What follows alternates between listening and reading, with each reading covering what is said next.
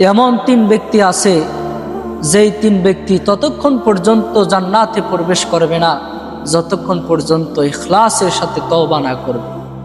এক নাম্বার হলো ওই ব্যক্তি, বিশ্বনবী বলেন সালাসাতুন লা ইয়াদখুলুনাল জান্নাহ, তিন ব্যক্তি জান্নাতে যাবে না। তার মধ্যে এক ব্যক্তি হলো আল আকুলি ওয়ালিদাইহি, এক নাম্বার হলো ওই ব্যক্তি জান্নাতে যাবে না যে ব্যক্তি তার পিতামাতার সাথে খারাপ আচরণ করে, পিতামাতার অবদ্ধ সন্তান, সে জান্নাতে প্রবেশ করবে না। দুই নাম্বার হলো বিশ্বনবী মুহাম্মদুর রাসূলুল্লাহ সাল্লাল্লাহু আলাইহি ওয়াসাল্লাম বলেছেন, দুই নাম্বার হলো মুদমিনুল খামরি, মদে আসক্ত ব্যক্তি, যারা মদ পান করে, মদে অভ্যস্ত ব্যক্তি, এই ব্যক্তিরা তওবার আগ পর্যন্ত তারা জান্নাতে যাইতে পারবে না।